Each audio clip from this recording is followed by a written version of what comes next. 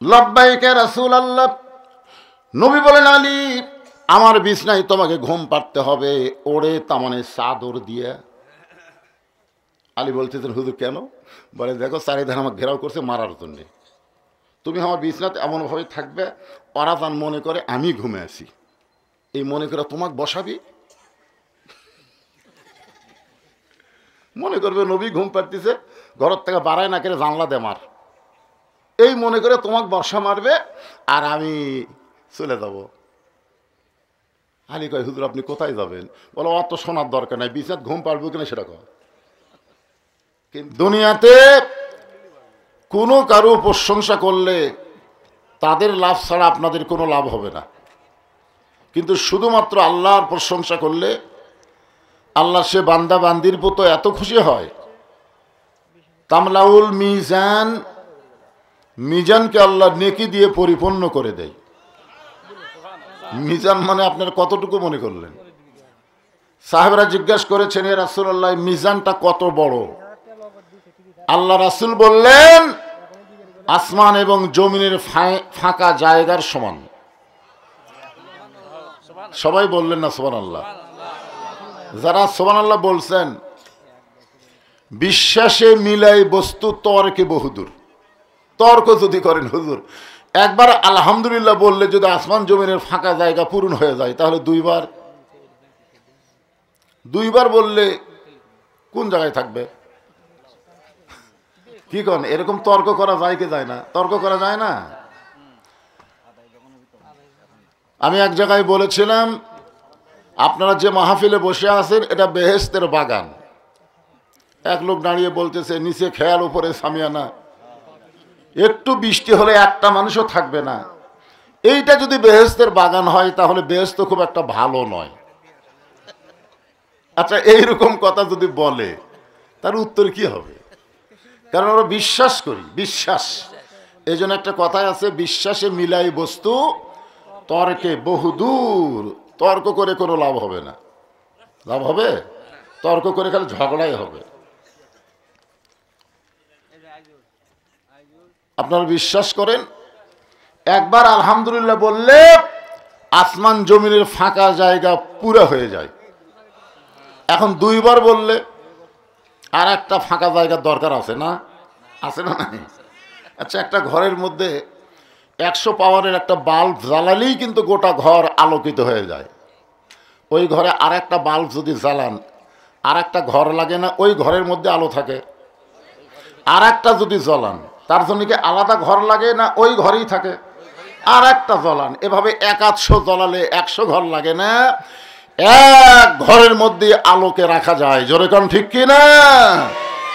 এইটা যদি বিশ্বাস করেন তাহলে এইটাও বিশ্বাস করা লাগবে, যতবার বলবেন আল্লাহ ততবার আসমান জমিনের ফাঁকা জায়গা পরিপূর্ণ করে দিবেন। আর যখনই সুবহানাল্লাহ বলবেন আল্লাহ এত খুশি হয়। বসে আছেন গোবর্ধনের মাহফিলে আর আপনাদের নামে আল্লাহ গাছ লাগাই দিল জান্নাতের বাগানে। কোন জায়গাত বসে থাকে, কোন জায়গাত গাছ লাগালেন দেখছেন? এখন আপনারা বলেন তো, দুনিয়া থেকে যে জান্নাতের বাগানে গাছ লাগায় তাকে আল্লাহ জাহান্নাম দিবে? কি মনে হয়? বিশ্বাস? দুই একজন না কন কেন? বিশ্বাস নেই আমাদের মধ্যে। বিশ্বাস করতে হবে যে আল্লাহ আমাদেরকে জান্নাত দিবে যাদেরকে আজকে জান্নাতের বাগানে কবুল করেছেন। হ্যাঁ, যতবার বলবেন ততবার একটা করে গাছ আল্লাহ আপনার নামে লাগাই দিবে। ইউক্যালিপটাসের গাছ, কি গাছ? ফলবান বৃক্ষ, যে গাছের ছায়া অতিক্রম করতে একটা তেজস্বী ঘোড়া দৌড় মারলে এ দুনিয়ার 500 বছর সময় লাগবে। গাছের গায়ে লেখা থাকবে ওয়ালা তাস্তাহি আনফুসুকুম, আপনি যা চাবেন সেই ফল ওই গাছ থেকে আপনাকে দেওয়া হয়ে যাবে। আল্লাহ তাআলা আমাদেরকে শারীরিক সুস্থতা এবং মানসিক প্রশান্তি, সুবহানাল্লাহ বলেন। গত বছর এখানে আমি ওয়াজ করছিলাম, মনে আছে আপনাদের? মাগরিবের পর থেকে। তখন কিন্তু আমি বলতে পারিনি যে মানসিক প্রশান্তি, এটা বলতে পারিনি। কারণ গত বছর আমাদের মনের মধ্যে অশান্তি ছিল। বক্তারা ওয়াজ করার সময় চিন্তা করা লাগছে, না জানি কি হয়, আজরাইল ধরার আগে কি পুলিশই ধরে, এরকম নানা ধরনের টেনশন নিয়ে আমাদের ওয়াজ করা লাগছে। কিন্তু এই বছর আর কোনো টেনশন নাই। শারীরিক সুস্থতা এবং মনের প্রশান্তি লাভের জন্য আজকে যারা এই জান্নাতের বাগানে এসেছেন, ভাগ্য গুণে আমরা আল্লাহ পেয়েছি, আলহামদুলিল্লাহ। কোনোদিন আল্লাহর আমরা দেখি নাই, তারপরে আমরা আল্লাহকে বিশ্বাস করি। এই মাসটা হলো রজব মাস। জোরে বলেন কি মাস? এই মাসের চাঁদ ওঠার সঙ্গে সাথে আল্লাহ রাসূল একটা দোয়া বেশি বেশি পড়তেন। সেই দোয়াটা কে দেয়? বাচ্চারা, এই তোরা জ্ঞানজাম করিস না তো। হ্যাঁ, আল্লাহুম্মা বারিক লানা ফি রজব ওয়া শাবান ওয়া বাল্লিগনা রমাদান। ও বাল্লিগনা রমাদান শব্দের অর্থ হলো, আল্লাহ রাসূল বলতেন রমজান পর্যন্ত আমার হায়াতকে বাড়ায়া দাও। আচ্ছা, রাসূল যদি বলে রমজান পর্যন্ত হায়াত বাড়ায়া দাও, এ কথার দ্বারা রাসূল বুঝাইলেন কে কখন মরবে এটা আল্লাহর নবীও জানে না। জোরে কারণ আল্লাহর নবীও যদি জানতেন তাহলে কেন বলতেন বাল্লিগনা রমাদান? তো নবী যদি না জানে, আমাদের মধ্যে কিছু কিছু লোক জানে যে এত সালের আগে হামাকর নামাইকে ঠিক আগামীকাল পর্যন্ত আমরা থাকতে পারবো কিনা, আগামীকাল পর্যন্ত আমি বাঁচবো কিনা, এ গ্যারান্টি দেওয়ার কেউ নাই। জোরে কোন কথা ঠিক কিনা? আর এত সালে তার মানে কি?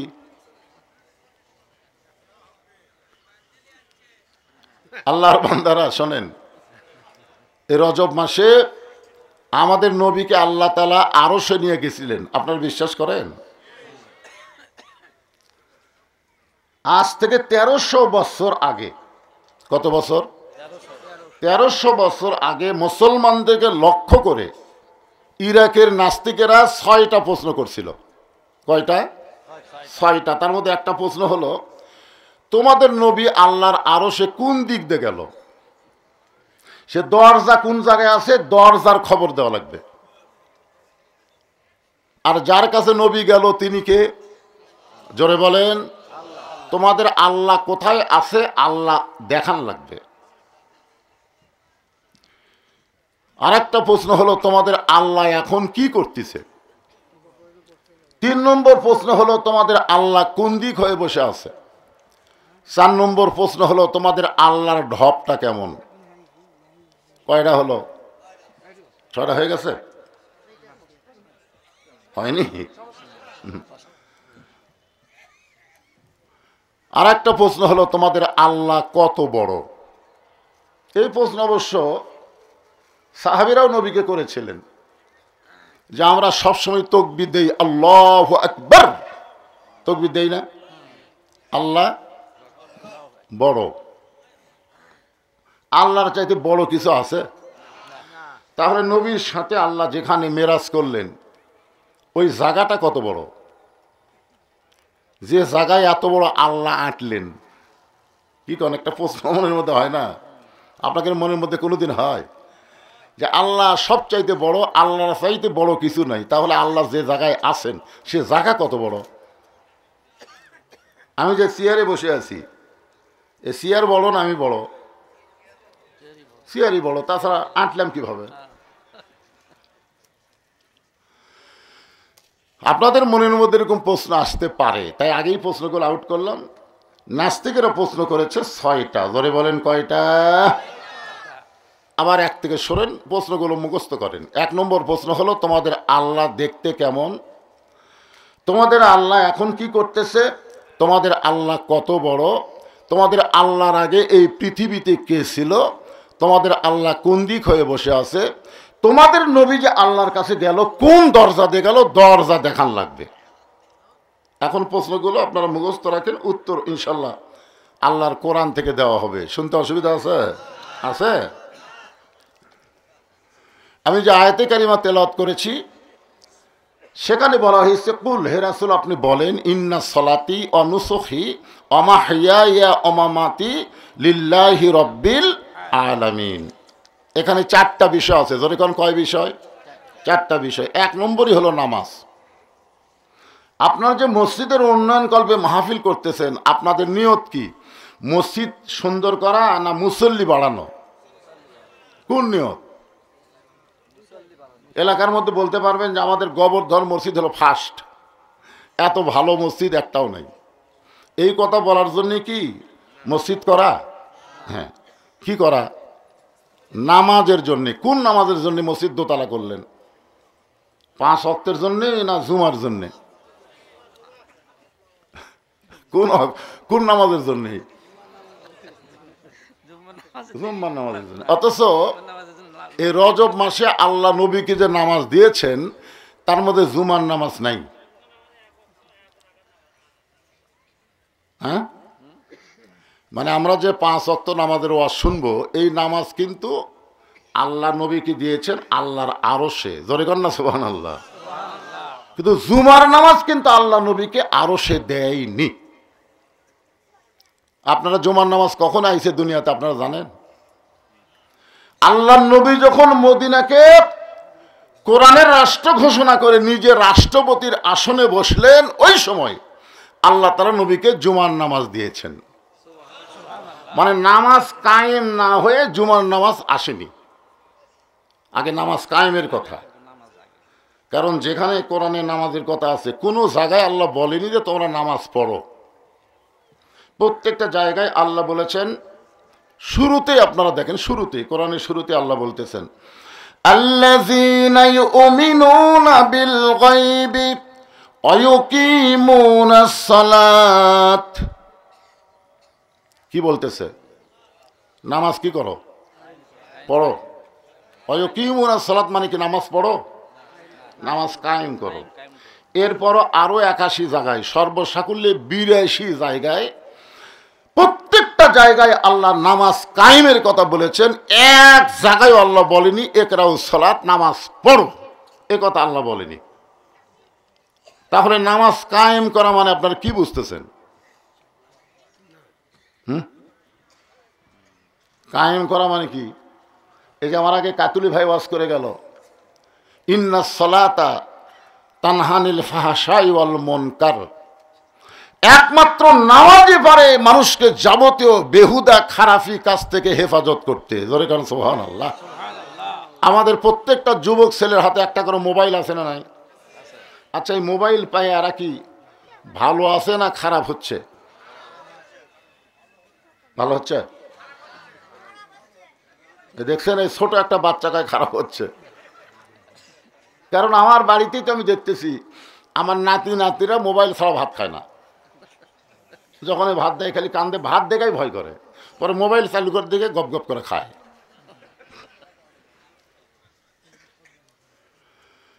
এই যুবকদেরকে যদি আমরা ভালো করতে চাই তাহলে নামাজ কায়েমের আন্দোলন করা লাগবে। জোরে কোন কথা ঠিক কিনা?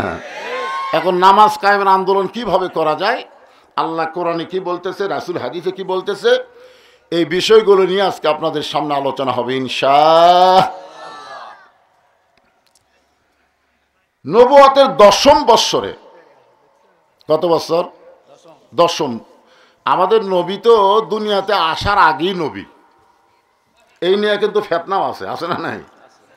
একজন বলেছে যে 40 বছরে আল্লাহ নবীকে নবী হিসাবে ঘোষণা করেছে, তার আগে তিনি নবী ছিলেন না। এই কথা বলার পিছনে কিন্তু বহু ফতোয়া হয়ে গেছে। আমি নতুন করে আর ফিতনা বাজাতে চাচ্ছি না, কারণ ফিতনা মারাত্মক। আমাদের সমাজের মধ্যে ফিতনা ছড়ায় দেওয়ার কিছু শয়তান আছে। জোরে কোন আছে না নাই? হ্যাঁ, আল ফিতনা তো আসাদ্দু মিনাল কতল। ফিতনা হচ্ছে কতলের চাইতে মারাত্মক পাপ। আল ফিতনা তো আসাদ্দু মিনাল জিনা। আর এক জায়গায় জিনার কথা বলা হয়েছে। তো এখানে কোনো ফিতনা না। আমরা সবাই বিশ্বাস করব কারা কারা নবী হবে দুনিয়া তৈরির আগেই আল্লাহ কিন্তু জানে। জোরে কোন কথা ঠিক কিনা? তাহলে আমাদের নবী যে নবী হবেন এটা আল্লাহ জানি কি জানে না? কিন্তু দুনিয়াবাসীর কাছে প্রকাশ করেছে 40 বছর পরে। এই নবুয়তের 10ম বৎসর অর্থাৎ 10 বছর নবী হয়ে গেছেন। তারপরে আল্লাহ তাআলা নবীকে আরশে নিয়ে গেলেন। নবুয়তের 10ম বৎসর। কত বছর? 10ম।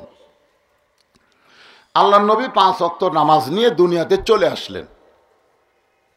5 ওয়াক্ত নামাজ নিয়ে কোথায় আসলেন? দুনিয়াতে আসলেন। এক সময় আল্লাহ তাআলা আমাদের নবীকে জান্নাত দেখার তৌফিক দিয়েছিলেন। সুবহানাল্লাহ বলেন। নবী যখন জান্নাত দেখলেন, আপনার বলেন তো ভিতরে থেকে দেখলেন না বাইরে থেকে দেখলেন?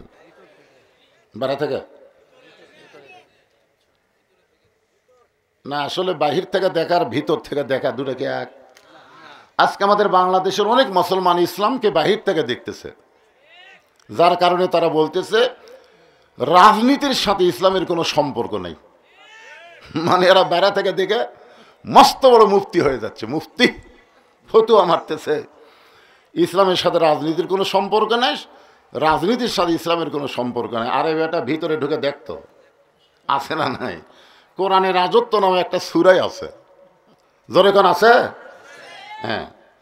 সম্রাট শাহজাহান একদিন নামাজের পরে আল্লাহর কাছে হাত তুলে কাঁদতেছে আর বলতেছে, ও বাদশার বাদশাহ, তোমার দরবারে আমি ফকির। তার মানে বাদশাকে আর শাহজাহান কি? কথা কয় না। বাদশাহ মানে তোমরা রাজা, কই রাজা বাদশাহ, জোরে কোন কথা ঠিক কি না? তাহলে বাদশার নীতি হলো রাজনীতি, আর শাহজাহান ফকিরের নীতি হলো ফকরা নীতি। আপনি বলতে পারেন ইসলামের সাথে ফকরা নীতির কোনো সম্পর্ক নাই, এ কথা বলতে পারেন, কিন্তু রাজনীতির সম্পর্ক নাই। আপনি যদি বলেন সব পথের মধ্যে রাজপথ হলো বড় পথ, সব হাঁসের মধ্যে রাজহাঁস হলো বড় হাঁস, সব নীতির মধ্যে রাজনীতি হলো বড় নীতি, আর মানুষ বলে রাজনীতির সাথে ইসলামের সম্পর্ক নাই, এরা ভিতরে ঢোকেনি, এরা বাইরে থেকে। ভিতরে ঢোকা লাগবে তো। আল্লাহ আমাদের নবীকে জান্নাতের ভিতরে ঢোকার তৌফিক দিলেন। নবী যখন জান্নাত দেখতেছেন, নবীর চোখ দিয়ে দর দর করে পানি পড়তেছে, আর মুখটা মুচকি মুচকি হাসতেছে। জোরে কোন সুবহানাল্লাহ। নবীর সঙ্গে একজন ফেরেশতা ছিল, নাম হলো জিবরাইল। জোরে বলেন, নাম কি? ফেরেশতা জিবরাইল বললেন, এ রাসূলুল্লাহ, আপনি যদি জান্নাত থেকে বের না হন, আল্লাহ আপনাকে জান্নাত থেকে বের করে দিবে না। কারণ জান্নাতের শর্ত হলো সালামুন আলাইকুম তিবতুম ফাদখুলুহা খালিদিন। কেউ যদি একবার জান্নাতে প্রবেশ করে, আল্লাহ বলেছেন খালিদিন, চিরস্থায়ীভাবে সে জান্নাতে থাকবে। আপনি যদি বের না হন, আল্লাহ আপনাকে জান্নাত থেকে বের করে দিবে না। সঙ্গে সঙ্গে নবী এত গরম হলেন, চিৎকার করে বললেন, জিবরাইল, যেই কথা একবার বলেছ এই কথা আর দ্বিতীয়বার বলো না। আমি নবী আমার জন্যে না, আমি নবী হলাম আমার উম্মতের জন্যে। তুমি কি মনে করো জিবরাইল, আমার উম্মতগুলো দুনিয়া থুই আসা আমি নবী জান্নাতে আরাম করব, এমন নবী আমি নই। জিবরাইল বলে, হুজুর তাহলে কি খবর? রাসূল বলেন, খবর হলো আল্লাহ যদি আমাকে বলতো জান্নাতে থাকেন, তাহলে আমি ঢুকতামই না। আমি সেই নবী, যেদিন আমার সমস্ত উম্মতকে আল্লাহ জান্নাত দিবে, সেই দিন আমি নবী থাকার জন্য জান্নাতে ঢুকবো। মানে আমার উম্মত ছাড়া আমি নবী জান্নাতে ঢুকবো না। খুশি না বেজার? হ্যাঁ, আলহামদুলিল্লাহ।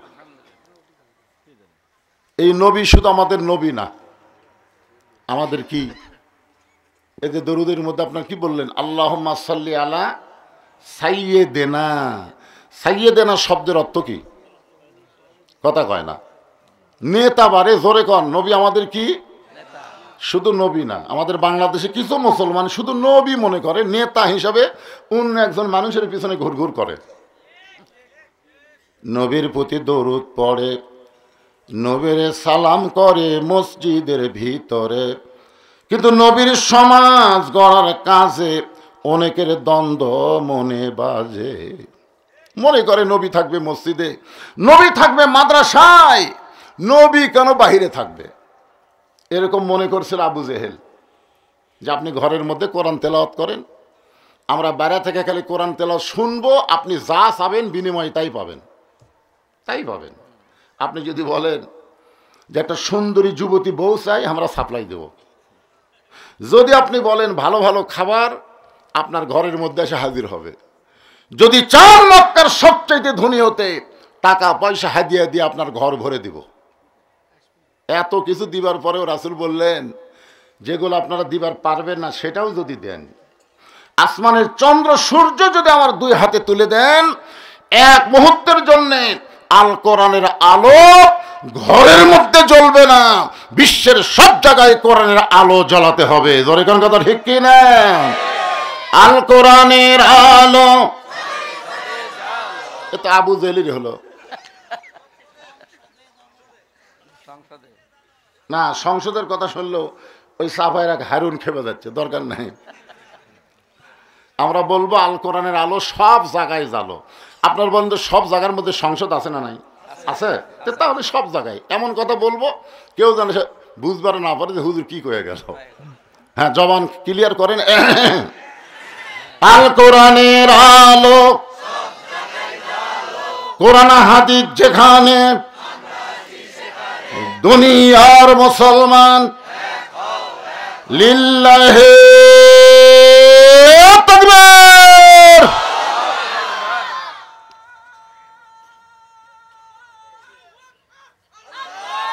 কেরে এত কয়ালিপ টানলো এরা? মাশাআল্লাহ। শোনেন, গত বছর মাগরিবটা ওয়াজ করছিলাম তো, আজকে দেরি হয়ে গেছে। আমি আইসি অনেক আগে, কিন্তু তুলে দিলে দেরি করে, আগে আপনাকে চেতন করে তারপর ওয়াজ করা লাগবে, বোঝেন না ভাইজান? তকবীর দিতে আপনাকে সমস্যা আছে, কিন্তু তাই বলে অত টানে দিয়ে না ভাইজান, ওটা একটা ৮ আলিফ টান হয়ে গেছে।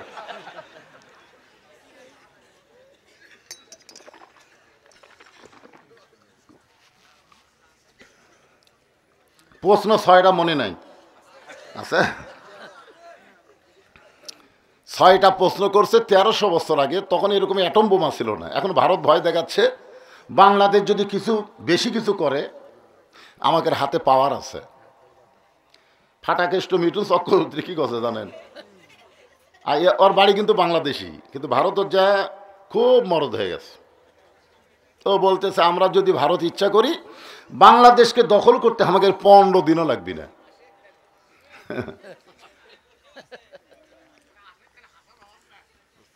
শোনেন, আমরা কি লড়াই করব? ওর কাছে পারমাণবিক বোমা আছে, অস্ত্র আছে, সৈন্য আছে, আমাদের কি আছে?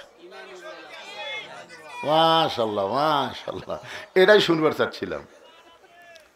আমাদের জাতির পিতার ঈমান ছিল যত বড়ই নমরুদের চুলা থাক সমস্যা নাই, ঈমানের কাছে নমরুদের আগুন যেমন কিছু না, ভারতের যত অস্ত্র থাক বাংলাদেশের মুসলমানের কাছে কিছুই না। যেরকম ঠিক কিনা? কয়েকদিন আগে কি বলেছিল যে আমরা পেঁয়াজ বন্ধ করে, চিনি বন্ধ করে, আলু বন্ধ করে না খেয়ে মারব। আল্লাহ কয় তোরকে লাগবে না। বাংলাদেশ যে উর্বর ভূমি, আগে হচ্ছিল মন বিঘাকে ৮০ মন, এবার হচ্ছে ১৪৫ মন। শিবগঞ্জ আমার শ্বশুর বাড়ি, কয় হুজুর আলু জীবনে এরকম হয় আমরা দেখিনি, খালি মাটি টানতে দেখি আলু, ভিতরে একটাও মাটি, সব আলু খেয়ে বড় হয়ে গেছে। আমিন দাব্বাতিন ফিল আরদি ইল্লা আলাল্লাহি রিজকুহা। এরপরে আল্লাহ বলেছেন ফালিয়াবুদু রব্ব হাযাল বাইত আল্লাযী আত'আমাহুম মিন জু'ইন ওয়া আমানাহুম মিন খাউফ। ওয়া আমানাহুম মিন খাউফ। আল্লাহ বলতেছেন ওই ঘরের মালিকের তোমরা গোলামি করো, নামাজ পড়ো, আমি আল্লাহ তোমাদেরকে সঙ্গে সঙ্গে 2টা পুরস্কার দিব। 1 নম্বর পুরস্কার হলো বেনা ক্ষুধা দারিদ্র তোমাদেরকে স্পর্শ করতে পারবে না। আর সমস্ত ভয় থেকে, যত ভয় আছে, অ্যাটমের ভয়, হাইড্রোজেনের ভয়, বোমার ভয়, অস্ত্রের ভয়, সমস্ত ভয় থেকে আমি আল্লাহ তোমাদেরকে পুরোপুরি নিরাপত্তা দিয়ে দিব। নিরাপত্তা দেওয়ার মালিককে আরো জোরে আলহামদুলিল্লাহ। 1 নম্বর হলো নামাজ। এই 4টা বিষয়ের মধ্যে 1 নম্বর হলো নামাজ। এই নামাজটা এত গুরুত্বপূর্ণ, রাসূল বলেছেন লা সলাতা লা ঈমানা, যার নামাজ নাই তার ঈমান নাই। খালি ঠিক কয়জন কথা এই জায়গাত কিন্তু আর জবান খুলতেছেন না, কারণ আপনাদের মধ্যে এমনও মানুষ থাকতে পারে যারা মাগরিবও পড়েনি, এশাও পড়েনি। আপনারা বলেন তো, যারা মাগরিব এশা পড়েনি এরা ফজর পড়বে? কিসের কয় পড়তে পারে? 5 ওয়াক্ত নামাজের মধ্যে সবচাইতে কষ্টের নামাজ হলো ফজরের নামাজ। এই ঠান্ডার দিনে ফজর পড়া মানে কি, অনেক হুজুরাও পর্যন্ত ফেল করতেছে রে ভাই। হ্যাঁ, হুজুরাও করতেছে, কি করবেন? তো যারা মাগরিব এশার নামাজ পড়েননি, এই হাদিস অনুযায়ী তাদের খবর কি হলো?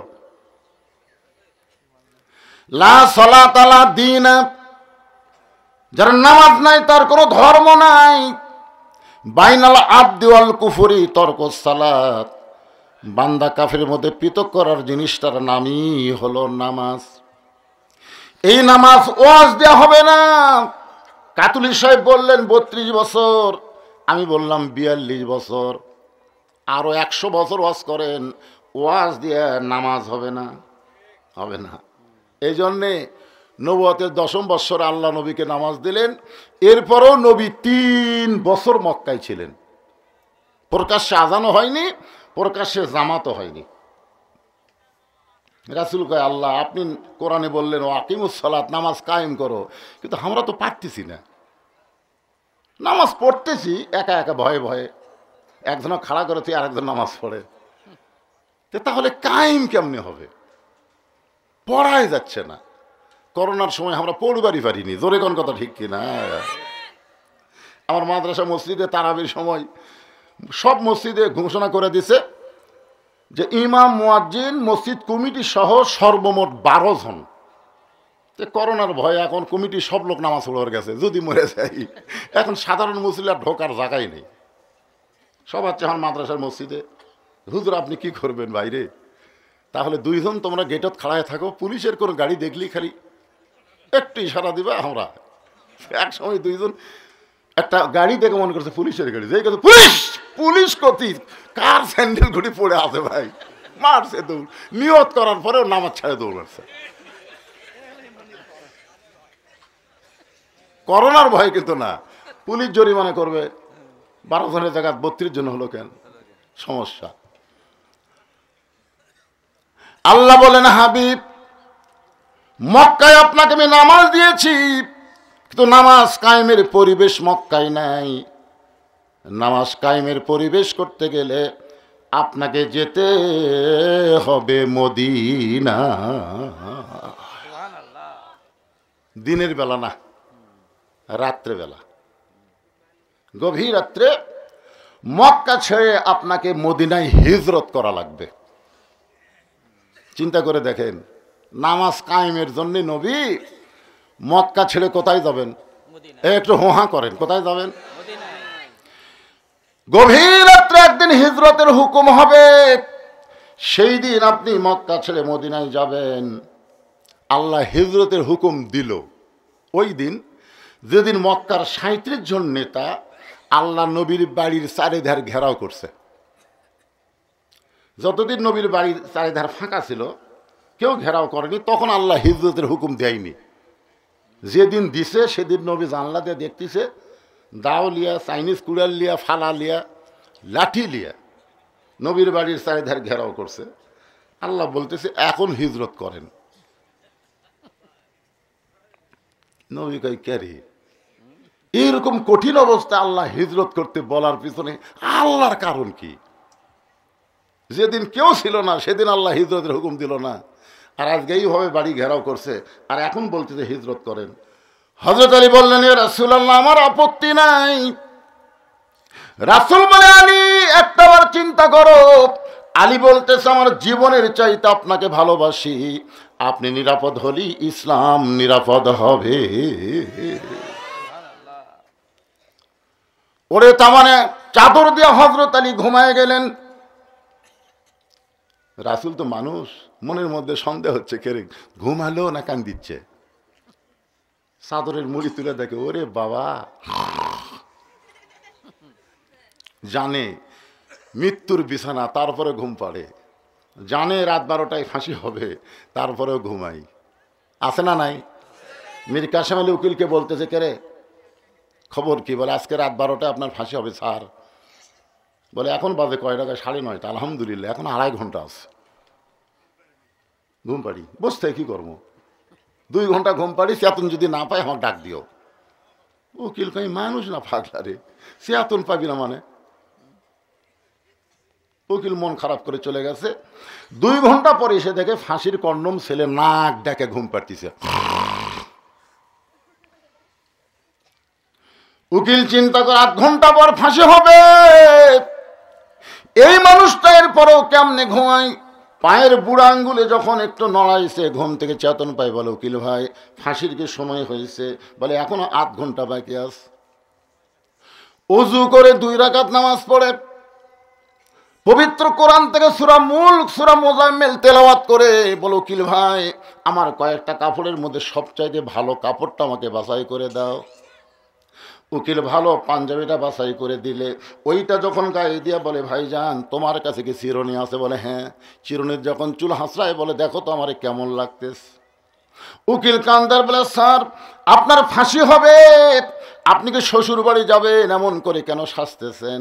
আল্লাহর ওলি চোখে পানি নিয়ে মুচকি হাসিতে বলতেছে, ঘুমের মধ্যে আল্লাহ পাক আমাকে জানাইছে, অন্যায়ভাবে যাদের ফাঁসি দেওয়া হবে তারা মরবে না, তাদেরকে আল্লাহর জান্নাত দিয়ে বরণ করা হবে।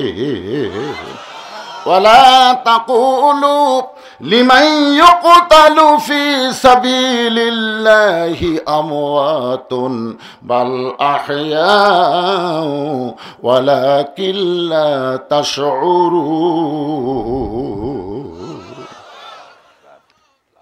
নবী দরজা খুলে বের হলেন, দেখে শিয়ালের চোখের মতন ওরকে চোখ জ্বলতিছে।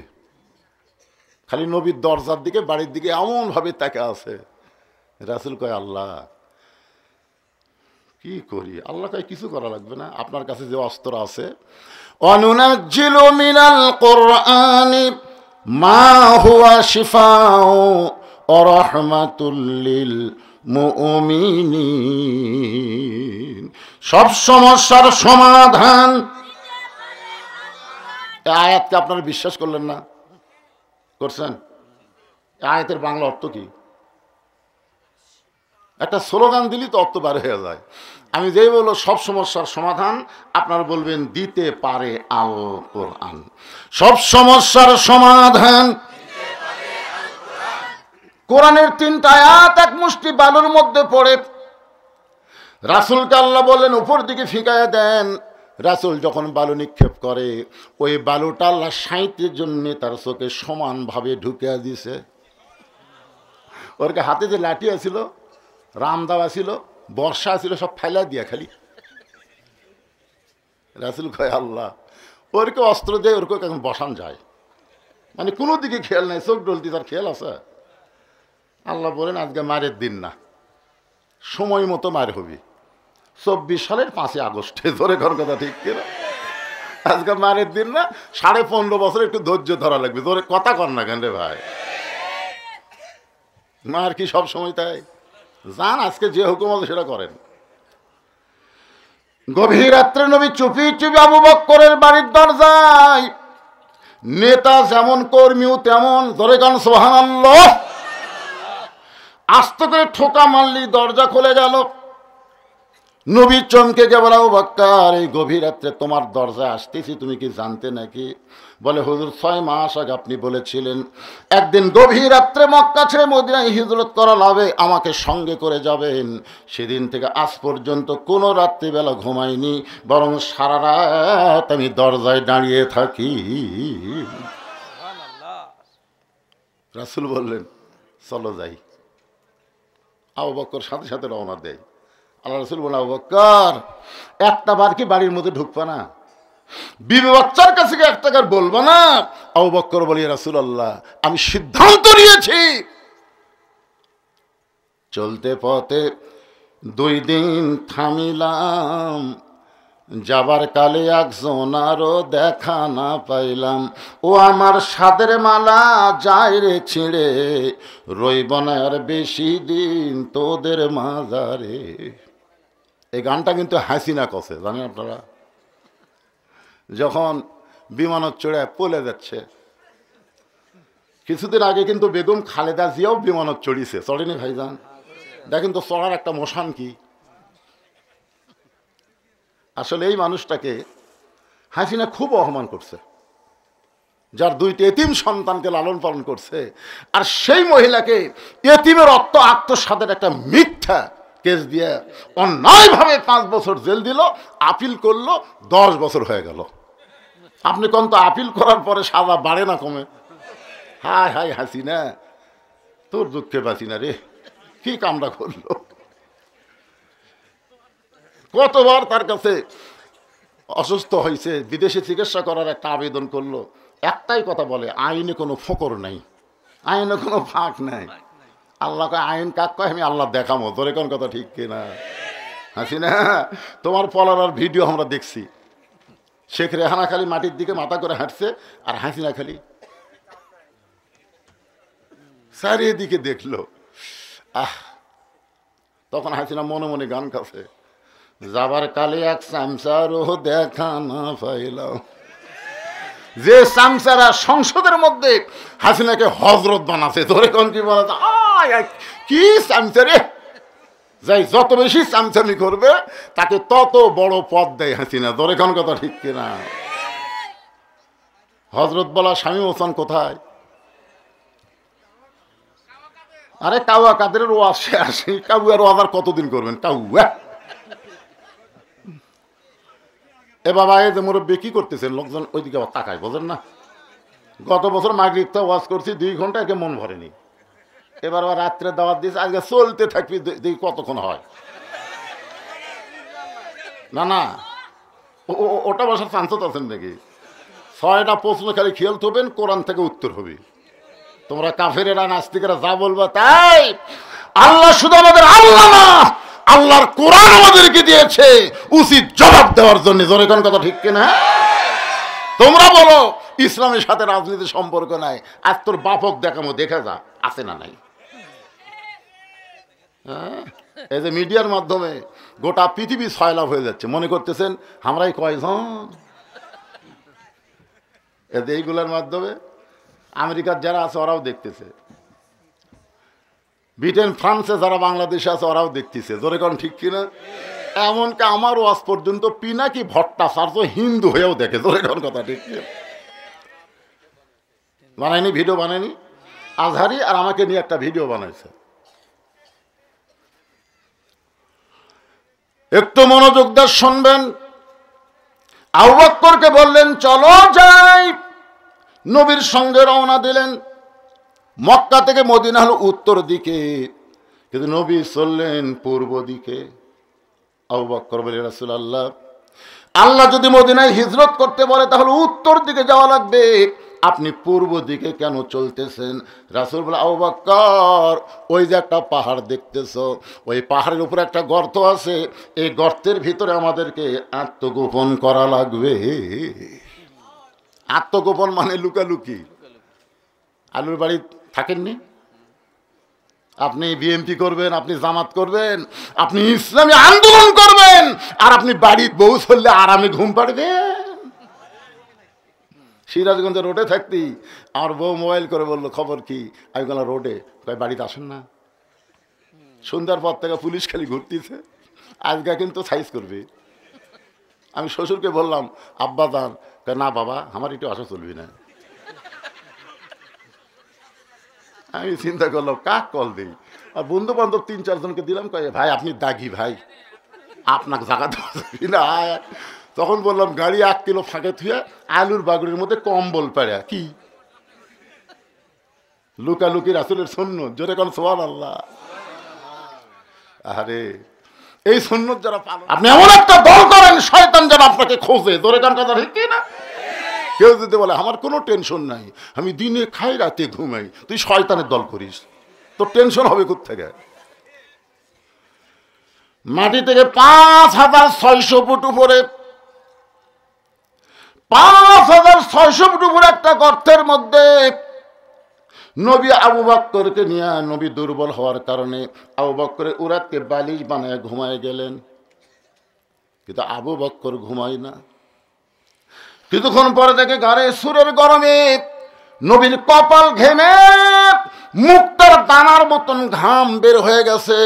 আবু বকরের বড় লোভ হলো, ওই ঘামটা যদি হাতের মধ্যে নিয়ে আমার চেহারার মধ্যে মালিশ করতে পারতাম, অন্তত বলতে পারতাম আল্লাহ আমাকে আযাব দেওয়ার আগে নবীর ঘামের কথা একটাবার চিন্তা করে। নবীর কপালের ঘাম নিয়ে যেই মাত্র চেহারার মধ্যে মালিশ করেছেন, চাঁদ সূর্য গ্রহ তারা তারি নূরের ইশারা, নইলে যে অন্ধকারে ডুবিত এই তরণী। সবাই বলেন নবী মোর পরশমণি, নবী মোর সোনার খনি, নবী নাম ভাবে যেজন সেই তো দোজা হানের ধ্বনি। গর্তের মধ্যে লক্ষ্য করে দেখে বাম সাইডে একটু উপরে একটা ছিদ্র দেখতে পায়। আবু বকরের মনের মধ্যে বড় ভয় হলো, এই ছিদ্র দিয়ে যদি কিছু বের হয়ে আমার নবীকে কামড় দেয়। গর্তের মধ্যে মানুষ হলো 2 জন, জোরে কোন কয়জন? কিন্তু কিছু বের হয়ে শুধু নবীরে কামড়াবে। নবীর প্রেমে আবু বকর এমন ভাবে হাবুডুবু খাওয়া শুরু করেছে, আবু বকরের অস্তিত্ব ভুলে গিয়া 2 চোখ দিয়ে শুধু নবীর দিকে তাকায় আছে। শিশুকালে মইরা গেছে মা, গর্বে থাকতে মরছে পিতা, নবী চোখে দেখলেন না। কে করিবে লালন পালন, কে দিবে সান্ত্বনা, এই দুনিয়ার বড় এতিম নবী ছিলেন একজনা। বাম পাখানা যখন ছিদ্রের মুখে লাগাই দিস, এমন সময় লিয়াবলুয়াকুম আইয়ুকুম আহসানু আমালা, জোরে কোন সুবহানাল্লাহ। পরীক্ষা হবে, সুন্দর আমলের পরীক্ষা হবে। আগামী ভোটে সুন্দর আমলের পরীক্ষা হবে। আমার ভোট আমি দিব, যাকে খুশি তাকে দিব, এই স্লোগান বাদ দিয়ে বলতে হবে আমার ভোট আমি দিব, দেখে শুনে বুঝিয়ে দিব। জোরে কোন কথা ঠিক কিনা? কোনো চোর, কোনো দুর্নীতিবাজ, কোনো বাটপারকে আমার ভোট দিয়ে আমি সংসদে পাঠাবো না। জোরে বলেন কথা ঠিক কিনা? আপনাকে আল্লাহ বিবেক দেয়নি? অনেক মানুষ জান্নাতে যাওয়ার সময় আল্লাহ বলবে, রে তোকে তো জান্নাত দিবারই চাইছিলাম, কিন্তু এত রড সিমেন্ট তুই চুরি করছো। আল্লাহ আমি জীবনে কোনো ইলেকশন করিনি, নেতা হইনি, তা আমার আমল নামায় রড সিমেন্ট কেন? তুই যাক সিল মারছো উই যে চুরি করছে। ইন্নাল্লাহা ইয়ামুরুকুম আন তুআদ্দুল আমানাতি ইলা আহলিহা ওয়া ইযা হাকামতুম বাইনান নাস আন তাহকুমু বিল আদল। জোরে কোন সুবহানাল্লাহ। একটু মনোযোগ দিয়ে শুনবেন।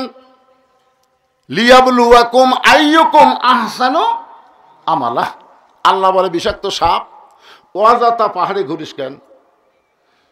ওই গর্তের ভিতরে ছিদ্র যে পাটা লাগায় দিছে, এই পায়ের তালুতে কামড় মার। আল্লাহর হুকুমে একটা বিষাক্ত সাপ এসে বিষ মুখের মধ্যে নিয়ে আবু বকরের পায়ের তালুতে যখন কামড় বসায় দেয়, আবু বকর কান্দে বলে, সাপরে তুই মনে করছিস যে তোর বিষের যন্ত্রণায় আমি পা টান দিব? দরকার হলে আমি মরে যাব, কিন্তু পা টান দিয়ে নবীকে কামড় দেওয়ার সুযোগ পাবি না। সাপটা আবার কামড় মারে, আল্লাহর হুকুমে আবার কামড় মারে। কিতাবের মধ্যে আছে 5-5বার সাপটা কামড় মারলো, গোটা দেহ থরথর করে কাঁপতেছে। অসতর্ক মুহূর্তে 1 ফোঁটা চোখের পানি নবীর গাল মোবারকে পড়েছে। নবীর চোখ খুলে বলা, আবু বকর এরকম কান্দার পিছনে কারণ কি? বিয়ে বাচ্চার কথা মনে করে কি তুমি কাঁদতেছ? আবু বকর বলে, রাসূলুল্লাহ আপনি যখন ঘুমায় গেলেন ছিদ্রের মুখে পাটা লাগাইছি, কি যেন বারবার কামড় দেয়, টানতে দেখে বিষাক্ত স্বপ্নই। বলে, আবু বকর একবার কামড় দিলে আমার ঘুম থেকে চেতন করতে পারতা, কিন্তু ঘুম থেকে চেতন না করে এতবার কেন সাপের কামড় তুমি হজম করলাম? আবু বকর বলে, রাসূলুল্লাহ আমার জীবনের চাইতে আপনার ঘুমের দাম বেশি। আমি মরে যাব, কিন্তু ঘুম থেকে চেতন করার বেয়াদবি আমি সহ্য করব না। এটা গায়ে সুরের সামান্য কাহিনী কইলাম।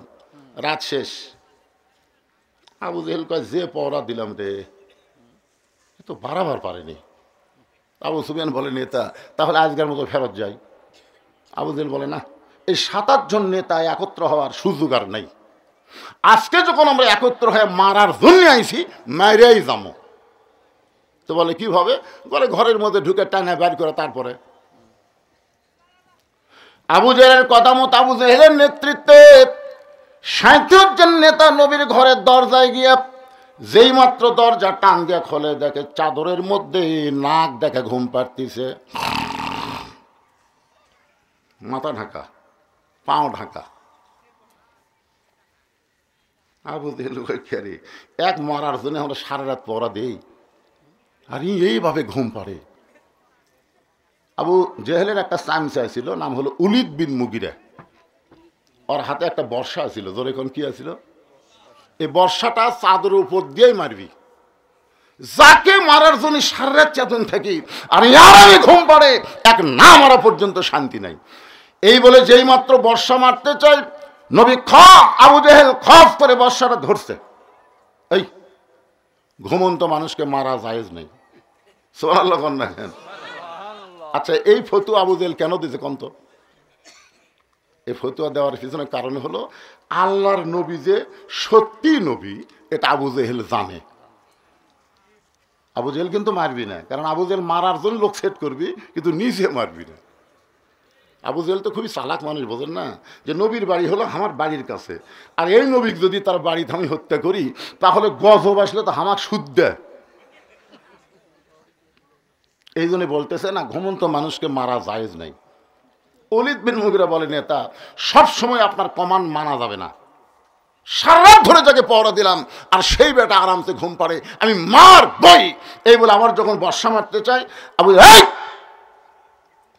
আমি নেতা থাকতে তুই চামচে এত গরম করে।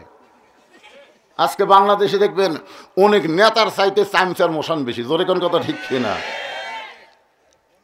বড় নেতা চাতি না, কিন্তু চামচার অত্যাচার আমাকে থাকাই কঠিন।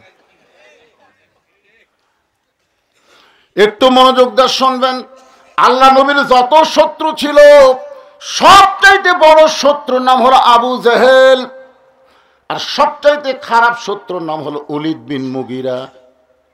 সবচাইতে বড় শত্রুর নাম কি? সবাই বলেন, বড় শত্রুর নাম কি? আর সবচাইতে খারাপ শত্রুর নাম কি? আমাদের বড় শত্রু কিন্তু ভারত।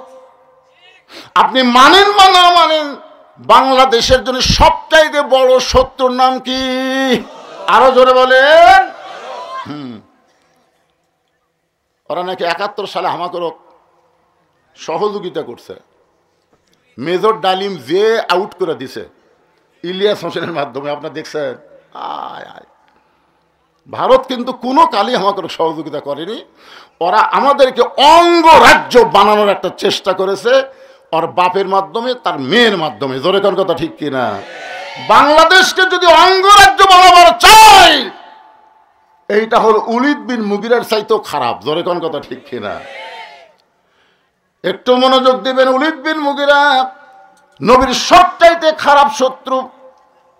আল্লাহ নবী যখন সাহাবীদের নিয়ে কথাবার্তা বলতেছিলেন, এমন সময় ওলীদ বিন মুগিরা সাইড থেকে চিল্লায় বলে, এই মুসলমানের নবী, আপনি যদি এতই ভালো হবেন, তাহলে জন্মের আগে আপনার বাপ মরল কেন? আপনার বলেন তো, জন্মের আগে যে নবীর বাপ মরেছে, এটা কি নবীর দোষ? কেউ যদি বলে, হুজুর আপনি যদি এতই ভালোবাস করেন, তাহলে আপনি এত কালো হলেন কেন? আপনি বলেন তো, কালো হওয়া কি আমার দোষ? কথা কন না কেন রে ভাই? যেই বলছে আপনি যদি এতই ভালো মানুষ হবেন, ভালো নবী হবেন, তাহলে জন্মের আগে আপনার বাপ মরল কেন? সঙ্গে সঙ্গে নবীর চোখ দিয়ে দর দর করে পানি পড়তেছে। আল্লাহ বলে, নবী গো, যে আপনাকে এমন কটাক্ষ করলো, আপনার চোখের মধ্যে পানি বের করে দিল, আপনি কি তারা চিনেন? রাসূল বলে, আল্লাহ চিনবো না কেন? সে হলো মুগিরার বেটা ওলীদ। আল্লাহ বলতেছে, দুনিয়ার সবাই যেন মুগিরার বেটা ওলীদ, কিন্তু আমি আল্লাহ আপনাকে প্রকাশ করে দিলাম, উতুল্লিম বাদা জালিকা জানিম, সে মুগিরার বেটা ওলীদ না, সে হলো জারদ সন্তান। একমাত্র অবৈধ সন্তান যারা রাসূলের বিরুদ্ধে কথা বলবে তারা। জোরে কোন কথা ঠিক কিনা?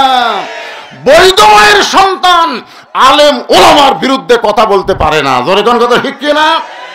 এখন হয়তো বললেন হুজুর রাসূলের বিরুদ্ধে বলুক, আলেম ওলামা নিয়ে আইছেন কেন? আলেম ওলামা কে? আল ওলামা ওয়ারাসাতুল আম্বিয়া।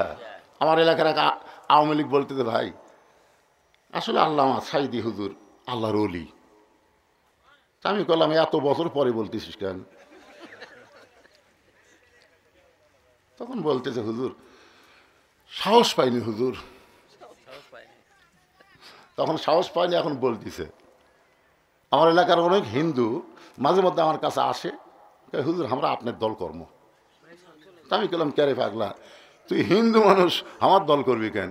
হুজুর আমরা হিসাব করে দেখলাম এই কোরআন নিয়ে যারা রাজনীতি করে তাদের মতন ভালো মানুষ বাংলাদেশে নেই। একটা হিন্দু পর্যন্ত বলতেছে, আর একটা আওয়ামী লীগ বলতেছে সাইদি হুজুর আল্লাহর ওলি। লক্ষণ কিন্তু খারাপ না, কি বলেন? আরে যেটাই করছে তো ভাই রে, কিসের বাঁচা পাগলা? এ আমাকে লাভ হচ্ছে না, কোন লাভ হচ্ছে না? আল্লাহর বান্দার একটু মনোযোগ দিয়ে শুনবেন। উলিদ বিন মুগিরা হলো উতুল্লিম বাদা যালিকা জানিম। এই কথা শুধুমাত্র নবী জানে, দুনিয়ার কেউ জানে? নবীরে কে জানাইছে? আরো জোরে। কয়েকদিন পরে নবী সাহাবীদের নিয়ে যখন গল্প করবে, ঠিক ওই সময় উলিদ বিন মুগিরা এসে দাঁড়াইছে। নবী জানে আজকেও তো এর কামই হচ্ছে নবীর বিরুদ্ধে বলা। নবীর বিরুদ্ধে কিছু বলার আগে নবী বললেন উতুল্লিম বাদা যালিকা জানিম।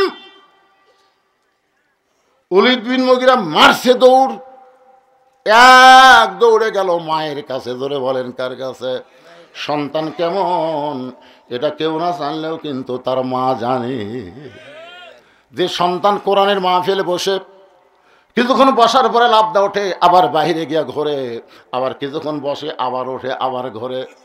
আবার দেখবেন কিছু সন্তান বসেই না, ওরা মাহফিলের বাইরে ঘুরঘুর করে। জোরে কোন কথা ঠিক কিনা? এই সন্তান কেন এমন হলো?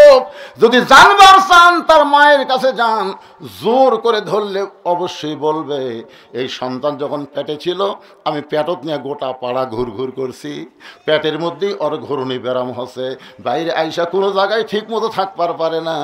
আর সন্তান যদি সিজার করা হয়, জন্মের আগে জন্ম হওয়ার কারণে ওই সন্তান সবসময় অস্থির থাকে। জোরে কোন ঠিক কিনা? অস্থির বোঝেন না? 2 দিন আগে জন্ম হচ্ছে, ঘুমের মধ্যে বাইর করে কাকের বাঁচা না মরারে, তখন পাও ধরে এরকম একটা ঘুরান দেয়, ওর মাথার ঝাঁকি লাগায় করে কান্দে ওঠে। ওই যে মাথার ঝাঁকি খাচ্ছে ভাই, ওই ঝাঁকিতে ওই মোবাইল ছাড়া ভাত খায় না, ওই মোবাইল ছাড়া কান্না থামে না। জোরে কোন কথা ঠিক কিনা? সন্তান ভালো না মন্দ এটা জানে কে? আরো জোরে। আমার মায়েরা কিন্তু বলেছে গত বছর হুজুর আমাকে কোনো ওয়াজ করে নাই, ফাঁকি দিয়ে চলে গেছে, কিন্তু আজকে হুজুর ফাঁকি দিলে চলবে না। আমার মায়েদের জন্য কিছু ওয়াজ কোরআনে আসে না নাই? জোরে কোন আসে না নাই? কি হয়েছে বাজান? 1300 বছর আগে কয়টা প্রশ্ন? আপনারা হয়তো মনে করবেন হুজুর এই প্রশ্নের উত্তর নিজেই জানে না, কি এক ওয়াজ করলো, খালি ধরে থুলো কইল না। তো এই প্রশ্নের উত্তর আগে আমার মা বোনদের কিছু ওয়াজও করা লাগবে। ধরে কোন ঠিক কিনা? কারণ আমার মা যদি ভালো হয়, বউ যদি ভালো হয়, আগামীতে যে সন্তানগুলো দুনিয়াতে আসবে এই সন্তানগুলো জন্মের সাথে সাথেই ইসলামী আন্দোলনের কর্মী হবে। ধরে কোন কথা ঠিক কিনা? ভালো সন্তান কোনোদিন আগডুম বাগডুম ঘোড়াডুম সাজা এই শিক্ষা হাতত নেবে না। ওরা কোরআনকে একমাত্র শিক্ষা এবং চরিত্র উন্নতির শিক্ষা, নৈতিকতার শিক্ষা হিসাবে গ্রহণ করবে। জোরে কোন ঠিক কিনা? ইকরা পড়ো বিইসমি রাব্বিকাল্লাযী খালাক। যে আল্লাহ তোমাকে সৃষ্টি করেছেন, আমাদের স্রষ্টার নাম কি? সে আল্লাহর নামে আমাদের শিক্ষা গ্রহণ করা লাগবে। একটু মনোযোগ দিয়ে কথাগুলো শুনবেন। সমস্ত মুসলমানের কাছে নাস্তিকেরা 6টা প্রশ্ন ছুড়ে দিয়েছে। মুসলমান আলেমেরা প্রশ্নের সামনে পড়ে নাস্তানা বোধ করি, আল্লাহ দেখতে কেমন আমরা তো দেখিনি, তাহলে বলবো কেমনি? আল্লাহ কোন জায়গায় আছে আমরা দেখছি? মুসা নবী বলছিল রব্বে আরিনি, আল্লাহ আপনাকে দেখবার চাই। আল্লাহ কইছে লান তারানি, সম্ভব না। আল্লাহ ঢপটা কেমন, আল্লাহ কোন দিকে বসে আছে, আল্লাহ এখন কি করতেছে। আর নবী ব্যাপারে তারা প্রশ্ন করেছে, নবী কোন দরজা দিয়ে আল্লাহর আরশে গেল, দরজা দেখান লাগবে। সমস্ত আলেমেরা প্রশ্নের সামনে যখন নাচতে নাবুদ।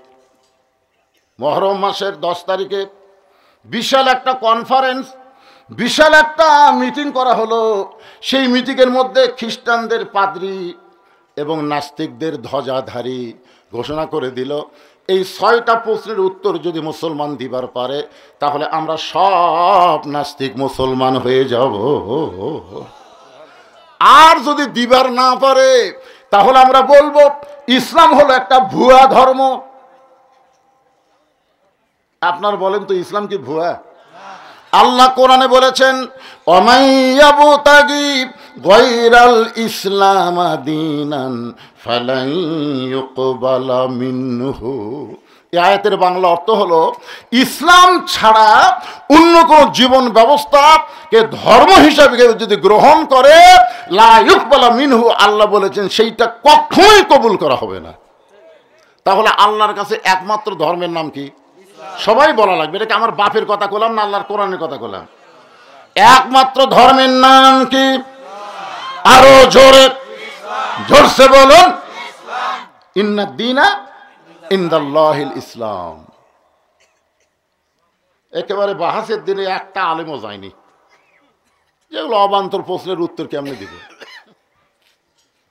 খ্রিস্টানরা যখন বলবে ইসলাম ভুয়া, তখন মাত্র 13 বছর 6 মাস বয়সের একটা বাচ্চা, সুবহানাল্লাহ না কেন, নাস্তিকদের সামনে দাঁড়ায় বলতেছে, যে নাস্তিকেরা তোমরা যে 6টা প্রশ্ন করেছো, আল্লাহ চাহে তো আমি উত্তর দেব ইনশাআল্লাহ। নাস্তিকদের সভাপতি প্রেসিডেন্ট বলতেছে, যখন হাতি ঘোড়া গেল তল, ভেড়া কয় কত জল। কত বড় বড় আলেম যখন একটাও দাঁড়ানোর সাহস পেল না, একটা পুচকে, ওর হাতে ছিল আল্লাহর কোরআন। এই কোরআনটা ওই ছেলেটার হাতে ছিল, সুবহানাল্লাহ বলেন। কোরআনকে বুকের মধ্যে জাপটে ধরে একটা চুমা খাইছে। চুমা খাওয়ার পরে বলতেছে, অনুনাজ্জিলু মিনাল কোরআনি মা হুয়া শিফাউ ওয়া রাহমাতুল লিল মুমিনিন, আলামিন না মুমিনিন। মুমিনদের সমস্ত রোগের ঔষধ হলো শেফা স্বরূপ আল্লাহ কোরআন দান করেছে। জোরে কোন সুবহানাল্লাহ। যার স্লোগান হলো সব সমস্যার সমাধান দিতে পারে আল কোরআন। আপনারা বলেন তো, খ্রিস্টানদের কাছে কোরআন আছে, হিন্দুদের কাছে কোরআন আছে, ইহুদির কাছে কোরআন আছে। কোরআন আল্লাহ মুসলমানকে হুদাল্লিল মুত্তাকিন, মুত্তাকিদেরকে আল্লাহ ব্যবস্থাপত্র হিসেবে, জীবন বিধান হিসাবে আল্লাহ দিয়েছে। ধরে কোন সুবহানাল্লাহ। নাস্তিকদের সভাপতি বলতেছে, এই বাচ্চা এই যা, না না উত্তর দিবার যাচ্ছি তো, উত্তর দেওয়ার জন্যই চাইছি। হ্যাঁ হ্যাঁ বাচ্চা কয় গিরে বলে, শোনেন আপনারা যারা যতগুলো নাস্তিক আছেন কমপক্ষে 2-3 হাজার হবেন। আপনার বলেন তো, আজকে এই মাহফিলে, এই বাহাসের সমাবেশে সবচাইতে সম্মানী ব্যক্তি কে? যে প্রশ্নও জানে উত্তর জানে তিনি, না যিনি শুধু প্রশ্ন জানে তিনি? সবাই বলতেছে আজকের এই মাহফিলে সবাই প্রশ্ন জানে, কিন্তু উত্তর তো কেউ জানে না। ছেলে বলতেছে আমি জানি। এখন আপনারা বলেন, আজকের এই মাহফিলে সবচাইতে দামি কে? সবাই বলতেছে যিনি প্রশ্ন জানে উত্তর জানে তিনি হলেন দামি। তাহলে আমি কেন মাটির দাঁড়িয়ে থাকবো? যিনি চেয়ারত বসে আছেন উনি চেয়ার ছাড়েন, আমি চেয়ারের মধ্যে বসতে চাই। নাস্তিকরা মুসকে হাসিটা বলতেছে, কিছুক্ষণের জন্য এই বাচ্চাকে আমরা চেয়ার ছেড়ে দিব তার কাছ থেকে উত্তর জানার জন্য। যদি না পারে আমরা সকলে মিলে একটা করে দিলেই সে মরে যাবে। যাকে বলা হয় গণধোলাই। ধরে বলেন কি ধোলাই? ওই বাচ্চাটার নাম হলো নোমান ইবনে সাবেত। মাইকের সাউন্ড হঠাৎ এরকম খারাপ হলো কেন? মাইকের সাউন্ড তো ভালোই ছিল, হঠাৎ খারাপ করলে কেন বাবা? এতক্ষণ তো ভালোই ছিল। ওই বাচ্চাটার নাম হলো নোমান ইবনে সাবেত। আস্তে আস্তে নাস্তিকদের চেয়ারের কাছে গিয়া চেয়ারে বসে কোরআন থেকে তেলাওয়াত করলেন। তুইজ্জু মান তাশা ওয়া তুযিল্লু মান তাশা বিয়াদিকাল খায়র ইন্নাকা আলা কুল্লি শাইইন কাদির। রে নাস্তিকেরা, তোমরা আল্লাহ ব্যাপারে একটা প্রশ্ন করেছিল, মুসলমানের আল্লাহ এখন কি করে বলো তো? আল্লাহ ব্যাপারে 5টা প্রশ্নের মধ্যে আর নবী ব্যাপারে একটা প্রশ্ন। আল্লাহ ব্যাপারে কয়টা? তার মধ্যে একটা প্রশ্ন হলো মুসলমানের আল্লাহ এখন কি করে। আমার আল্লাহ তাআলা যে সন্তানকে কেউ চিনত না সেই সন্তানকে চেয়ারে বসাই দিল, আর চেয়ারের মানুষটা আল্লাহ কুদরতি হাত দিয়া ঘাড় ধরে নামায়া দিল। এই মুহূর্তে আল্লাহ তাআলা হাসিনাকে তাড়ায়া ইউনুস রে বসায়া দিল। আপনার বলেন তো আল্লাহ পারে কি পারে না? একজন আমারে কয়, হুজুর আসলে ইউনুস বসার কারণে আমার একটা গজল বারবার মনে হয়। এগুলো কি গজল ভাই? আমরা যখন শুনলাম ডোনাল্ড ট্রাম্প আমেরিকার প্রেসিডেন্ট হলো, তখন কিছু গুজব লিগ বলা শুরু করলো, এইবার ইউনুস পলাবি কোন দিক দিয়ে। কিন্তু আমার একটা গজল খালি আমার ইমান বেড়ায় দেয়। কি গজল?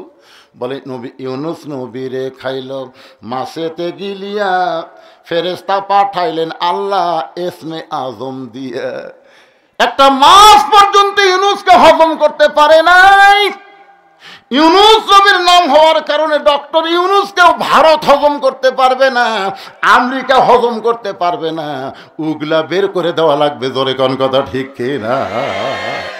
ইউনুস নবীরে খাইল মাছেতে গিলিয়া, ফেরেশতা পাঠাইলেন আল্লাহ এসমে আদম দিয়া। দমে দমে সে হরদম পড়ে সে এসমে আজম, মাছেরই উদর হইতে বাঁচাইলা প্রাণ। সবাই বলেন আল্লাহু আল্লাহু তুমি জাল্লে জালালুহু, শেষ করা তো যায় না গে তোমার গুণগান।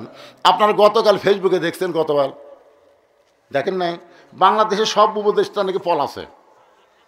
ভারত একটা চ্যানেল থেকে বলতেছে ইউনুসকে আর খুঁজে পাওয়া যাচ্ছে না। দেখেন না আপনারা? আয় আয় হাসনাত সার্জিস কোথায় গেল আর খুঁজে পাওয়া যাচ্ছে না, অনুবীক্ষণ যন্ত্র লাগালেও আর দেখা যাচ্ছে না। হায় চট করে নাকি আপা চলে আসতেছে, তোমরা সজাগ থাকো। কি গুজব রে! এখন কিছুদিন পর দেখা লাগবে বাংলাদেশের গুজবটাই হলো সবচাইতে বড় গুজব। জোরে কোন কথা ঠিক কিনা ভাই? একটু মনোযোগ দিয়ে শুনবেন। নাস্তিকদের লক্ষ্য করে ছেলেটা বলতেছে, রে নাস্তিকেরা, তোমরা আল্লাহ ব্যাপারে একটা প্রশ্ন করেছিল, মুসলমানের আল্লাহ কোথায় লাগবে? বলে, এর আগে একজন আল্লাহ দেখবার চায়, কাছে গেছিল, তুমি জিহারে মারছে। 13 বছরের বাচ্চা বলতেছে আর মার হবে না, আয় কাছে আয়। একজন নাস্তিক সাহস করে যে কাছে আইছে, পকেট থেকে একটা ডিম বের করে ওই নাস্তিকের কানের কাছে নিয়ে গেছে। নাস্তিককে জিজ্ঞাসা করে, দেখ তো ডিমের মধ্যে কি শোনা যায়? বলে, একটা বাচ্চা চিউচু করে শোনা যায়।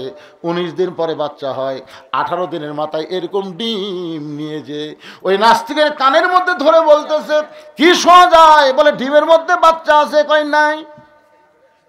নাস্তিক বলতেছে আছে। 13 বছরের বাচ্চা বলতেছে নাই। নাস্তিক বলতেছে আছে। যতবার বলে আছে, কয় নাই। এই ছেলে আছে তো। তো ডিমের মধ্যে বাচ্চা কোন দিক দিয়ে ঢুকলো? তুমি বলতেছো ডিমের মধ্যে বাচ্চার সিউচু শব্দ শোনা যায়, তাহলে বাচ্চাটা কোন দিক দিয়ে ঢুকলো? নাস্তিক বলতেছে ঢুকলো কোন দিক দিয়ে জানি না, তবে বাচ্চা আছে এটা মানি। 13 বছরের বাচ্চা বলে, পাগল, একটা মুরগির ডিমের মধ্যে বাচ্চা ঢুকতে দরজা লাগে না। নবী আল্লাহর আরশে যাবে, নাস্তিকরা দরজা খোঁজে, কিন্তু মুসলমান দরজা খোঁজে না। লিল্লাহি আকবার। এ নাস্তিকেরা, তোমরা প্রশ্ন করেছো আল্লাহ কোন দিক হয়ে বসে আছে। আল্লাহ ঢপটা কেমন যদি জানতে চাও, তাহলে আসো। যে কাছে আইছে, তখন একটা বাতি ধরায় বলতেছে, বলো তো এই বাতির আলো কোন দিক হয়ে আছে? এই বাতির আলো কোন দিকে যায়?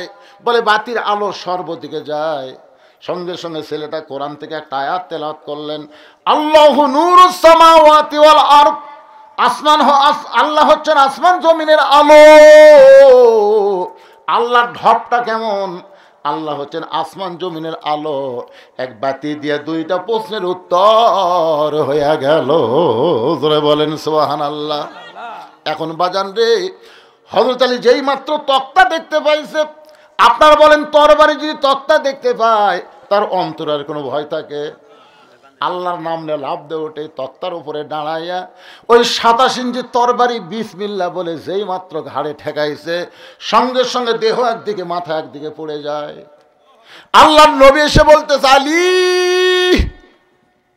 আলী রে, খবর কি?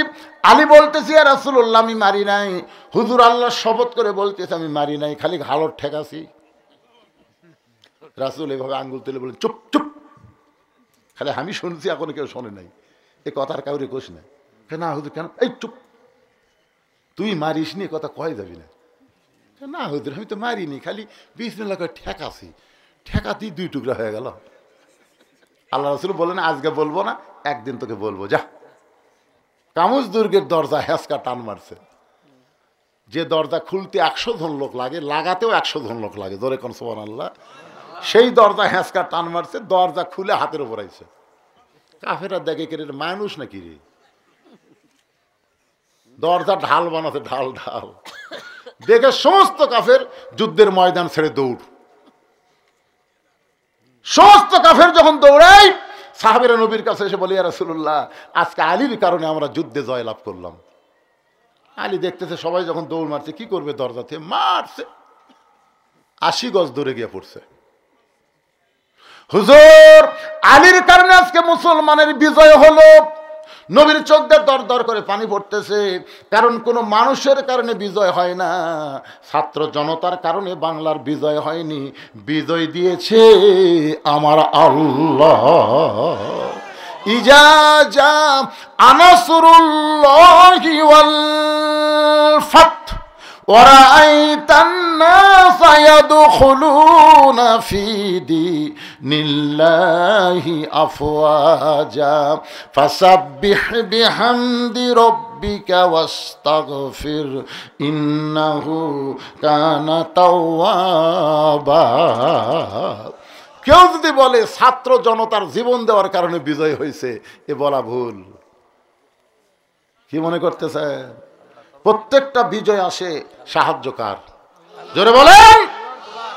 কিছুক্ষণ পরে হযরত আলী নবীর সামনে, নবী বলেন, আলী খবর কি?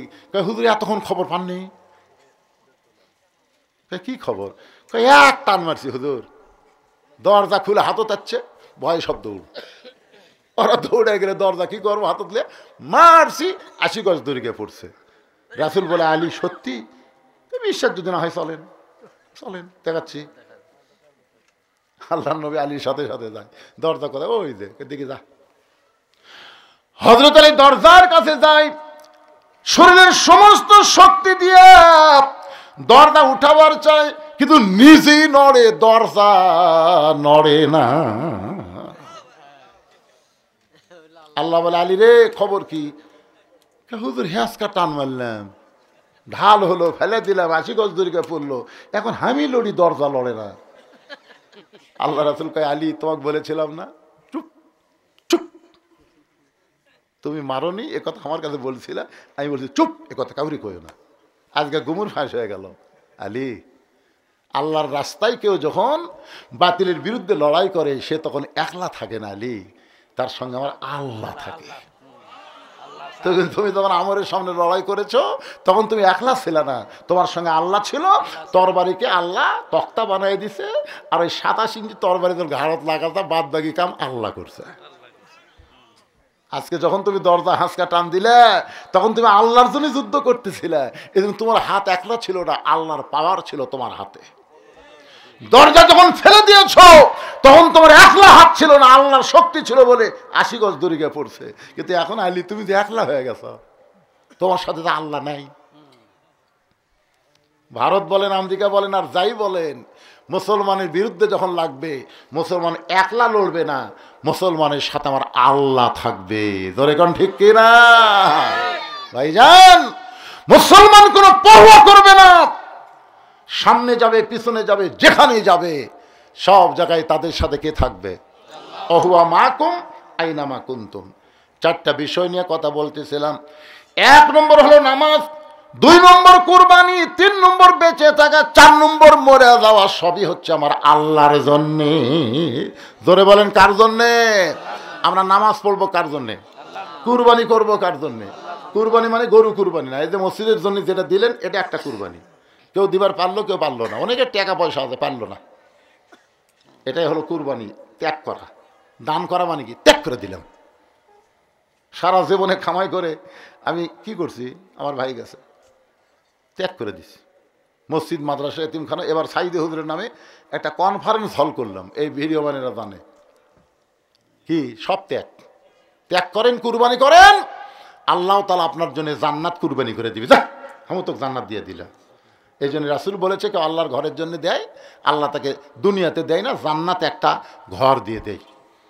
যারাই দান করলেন জান্নাতের মধ্যে একটা ঘর বরাদ্দ পেয়ে গেলেন। যারা করেন নাই, করবেন, অসুবিধা নেই। আপনি যদি বড় না দিবার পারেন, ব্যাগের মধ্যে তো দিচ্ছেন। দেননি ভাইজান? সবাই দেননি? আল্লাহ সকলের দানকে কুরবানির মধ্যে কবুল করুক। সকলে বলে আমিন। আমরা বাঁচা থাকবো কার জন্যে? আবার মরবো কার জন্যে? আল্লাহ বাঁচা থাকাও আল্লাহর জন্য কবুল করুক, মরে যাওয়া আল্লাহর জন্য যেন কবুল করে। সকলে বলে আল্লাহুম্মা আমিন।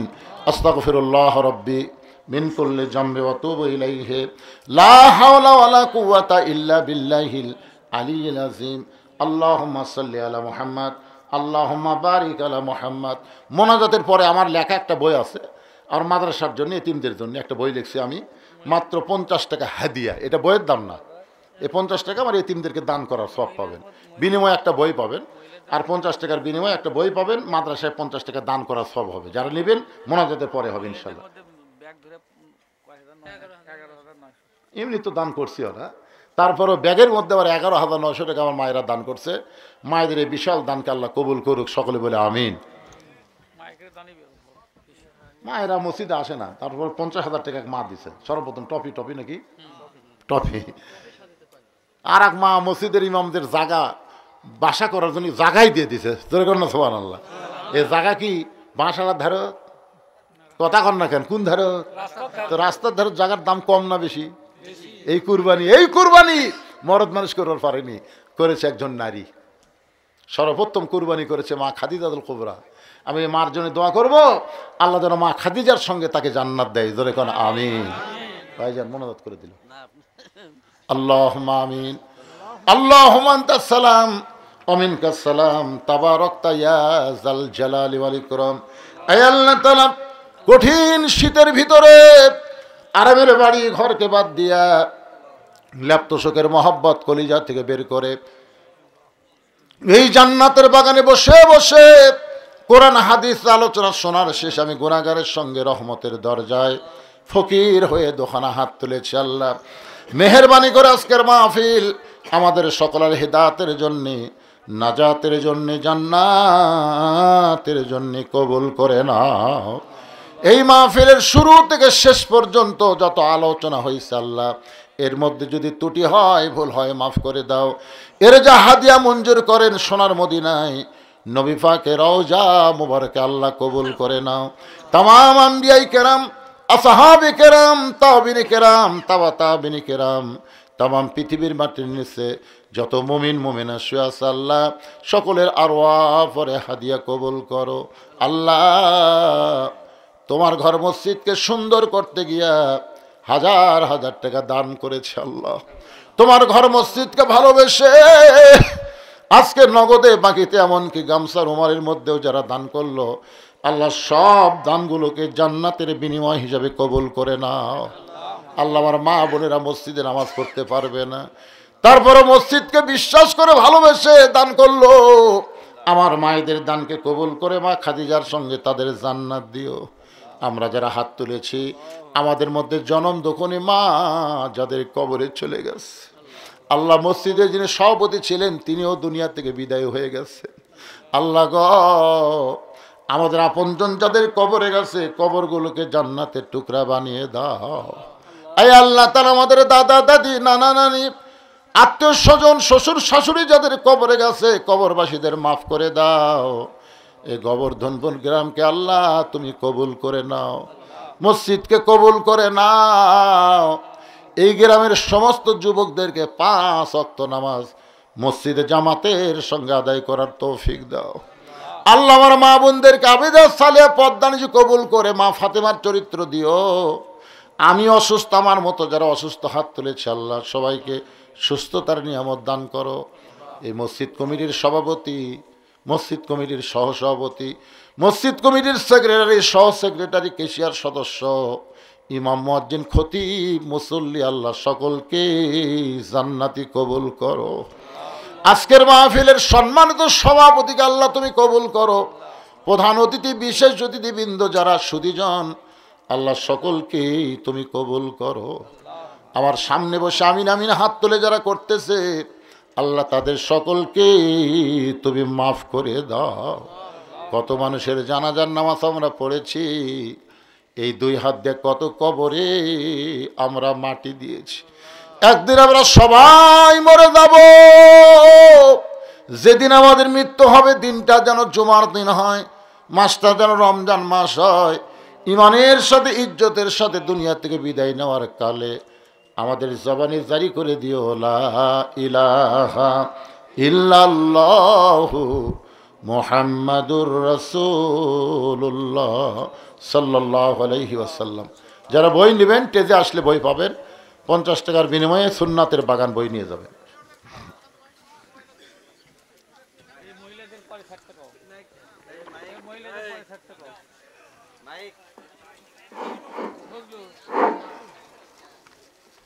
পুরুষ ভাইরা একটু দেরিতে বের হন, মহিলার আগে বের হোক।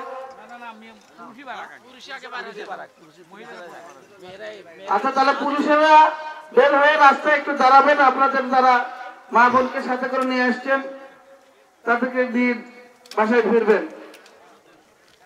রাস্তার পাশে দাঁড়ায় যান পুরুষ ভাইরা। একটা মারিফত পেয়ে দিল ধরে নিয়ে যাচ্ছে মেয়ে, মানে সাথে দিয়ে গেল, দাঁড়াবার দাঁড়ালেই তো ভিড় হবে রাস্তায়।